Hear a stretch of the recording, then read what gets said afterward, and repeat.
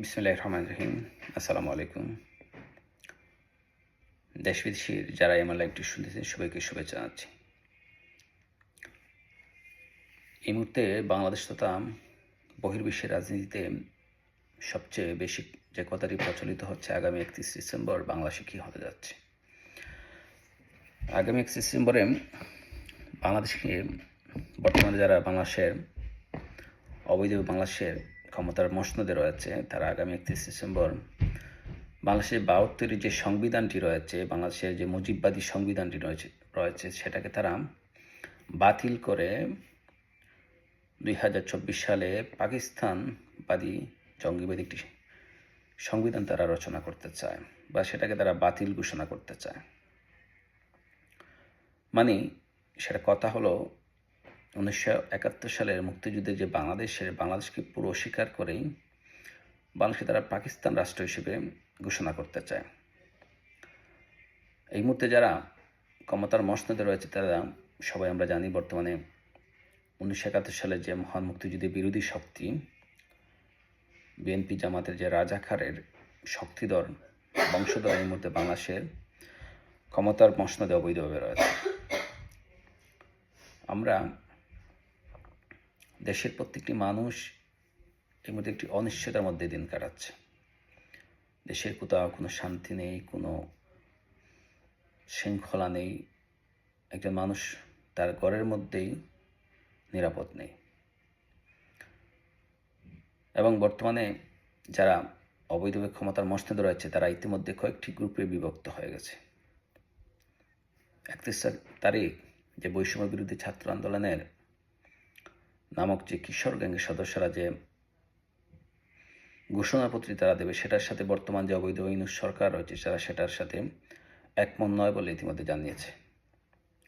সেটাকে তারা সমর্থন করতেছে না, কিন্তু তাদেরই প্রধান শক্তি হচ্ছে এই বৈষম্য বিরোধী ছাত্র আন্দোলন নামের কিশোর গ্যাংয়ের সদস্যরা। বিএনপির একটি অংশ এই ৩১ তারিখের যে ঘোষণাপত্রের বিরোধিতা করেছেন। বিএনপির অর্ধেক হচ্ছে বিএনপি সাম্প্রদায়িক, অর্ধেক হচ্ছে অসাম্প্রদায়িক রাজনৈতিক দল।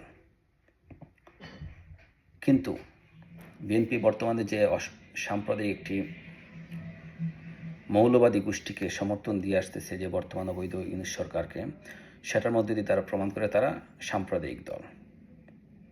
বিএনপির সেই শুরু থেকেই তাদের এই বিরুদ্ধে অভিযোগটি ছিল প্রখর, কিন্তু বর্তমানে সেই অভিযোগটি সত্য হিসেবে উপস্থাপন হয়েছে বা উপস্থাপিত হচ্ছে। দেশের প্রত্যেক শ্রেণী পেশার মানুষ বিএনপির এই রাজনীতিকে ঘৃণ্যভাবে প্রত্যাখ্যান করেছে। বর্তমান বাংলাদেশের মুক্তিযুদ্ধের সপক্ষে শক্তি বলতে দেশের যে ১৮ কোটি মানুষ মনে হয় সেটা হচ্ছে বাংলাদেশ আওয়ামী লীগ।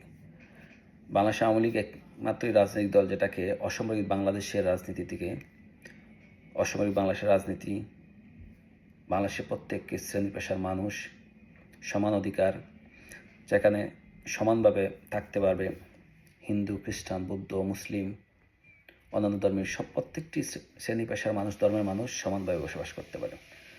সেটা হচ্ছে বাংলাদেশ আওয়ামী লীগের অসামরিক রাজনীতি মেরুকরণ।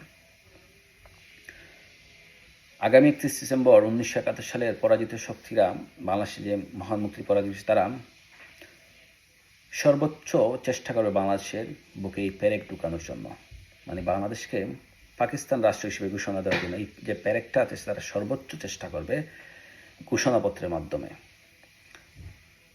তবে আমরা বিশ্বাস করি বাংলাদেশের ১৮ কোটি মানুষ যে মুজিববাদী বিশ্বাস করে, ৭২ সংবিধানকে যারা বিশ্বাস করে, তারা সেটা কখনো হতে দেবে না।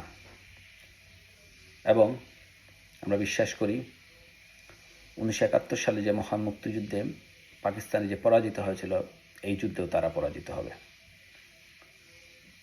সেটার জন্য আপনারা আগামী ৩১ ডিসেম্বর চোখ রাখুন। ধন্যবাদ সবাইকে। আসসালামু আলাইকুম।